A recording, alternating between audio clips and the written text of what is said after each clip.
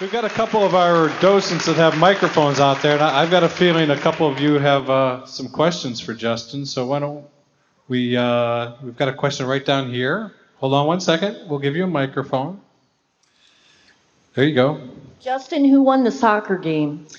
Well, Brazil won. Brazil beat England 2-1, yeah. That was a musical question. And Germany beats USA. Well, probably nobody knew that, nobody cared, but people did care in England, yeah. Yeah, but it was very, very, very sad. And I heard that somebody, actually, I was told today that one of the television stations played English Sunset after they lost, yeah. With it, you know, right. So like the music underneath it. Hey, it's another royalty check. It's a kind of another way of looking at it, yeah. I've got a question right over here. Justin, you did a wonderful album called A View from the Hill. Oh, The View from the Hill, yes. And I'm wondering if you touch on that album and what inspired you to write those songs.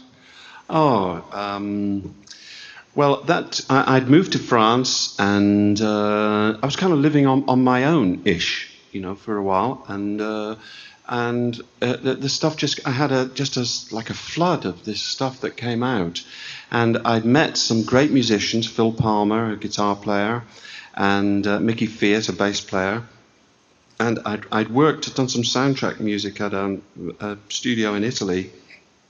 And all of those things, my own emotion, and wanting to have this release, and the musicians, I thought, hey, I could really make a good album here. And I think View from the Hill is, for me, the best solo album I've ever made, and I just love it very much. And thank you very much for that, and I hope it's always available. Yeah, thank you. I wish I could do a song from it now, but I'm kind of not. I haven't thought about it, but thank you for remembering, because most people want to know about Moody stuff, but thank you very much. Well, I know you're a huge Lightfoot fan. Have you ever seen Gordon Lightfoot in concert? Yes, I've seen Gordon maybe 3 times. I saw him before, kind of thing, and he played at a little club in England, and then I saw him at the Albert Hall, which kind of wasn't the right place for him, just him and a guitar player, but yes, Gordon Lightfoot, I hope he's okay, and he's well and healthy. Yeah. Thank you. We have a question out here. Justin, I love your songwriting. Could you answer something for me? In the creative process, when do you determine what's a Moody song and what's a Justin Hayward solo song?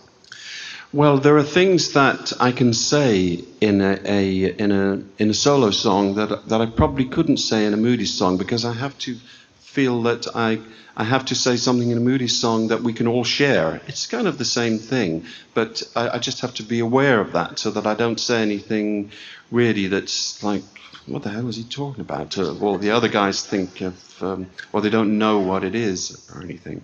And sometimes in the group we have done that. I think, what's he talking about? You know, but so that's the only difference really. And maybe there's a little more pressure with the Moody's things, because some of the guys are looking to me to kick the ball down the pitch with a good song that's accessible for everybody, whereas solo records is a little bit more selfish. That's it. We have one right over here. Yes, Justin, what is your favorite Moody Blues song and your favorite solo song?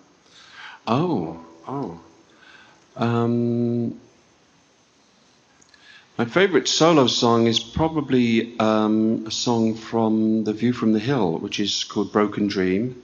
And I can't play it now because I've got too many. I did lots of guitar parts on it.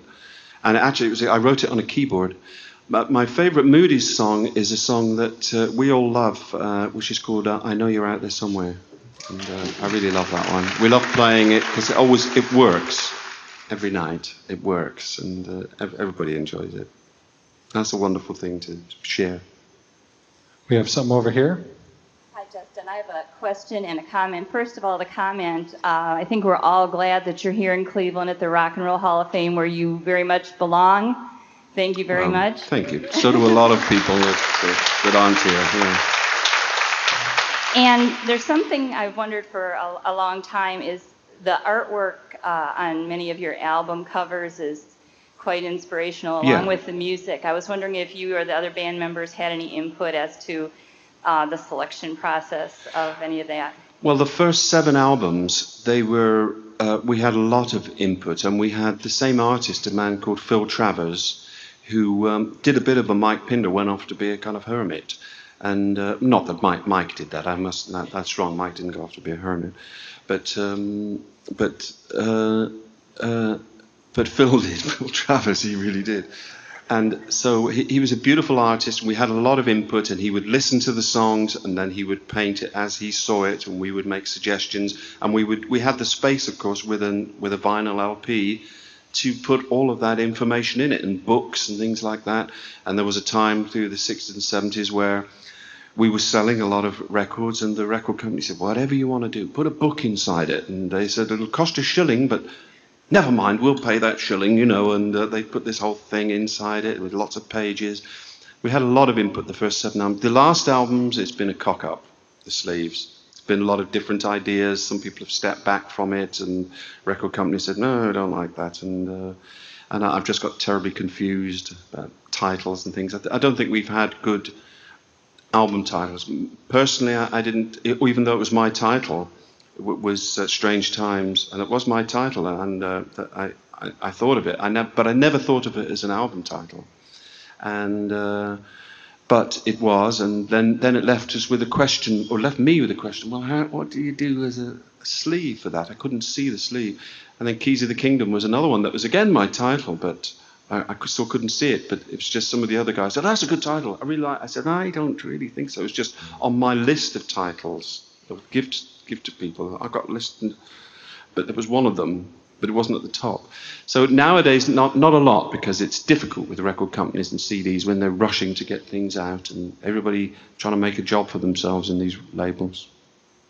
Well, it's also different now with CD covers. There's not so much to work with, you know. When you could hold the album in your hand and open it up and separate the seed. Sure. From the, yes. Right. See, I wouldn't know, but you told me about that. I had nothing to do with that. Yeah, you told me how you did that. No, I was just telling him earlier. I thought it was very nice that they made the gatefold albums. They had more than one purpose. That's all Yeah. We did the stupidest thing. Yeah, so we did the stupidest thing ever once with an album sleeve, which was what was it? It was Question of Balance. We thought right, we'll do it this way. So you've got a double album that's that way down. So you rack it the other way so that it opens that way instead of that way, you know. And so we went to this, Phil did this beautiful painting, which I've got in an attic somewhere, which is massive. It's like the size of these speakers, and all in oil and everything. And we did it and put it on the sleeve, and then they manufactured it. And they brought it round, and the guy we went to the factory to have a look at it, a Decca, and he said, trouble is, mate, he said, there's something wrong with this. And I said, what's that? He said, well, you put the record in, and you open it up, it falls straight through on the floor. And the record just goes straight out the bottom, doink. And he said, we haven't got a way to seal it.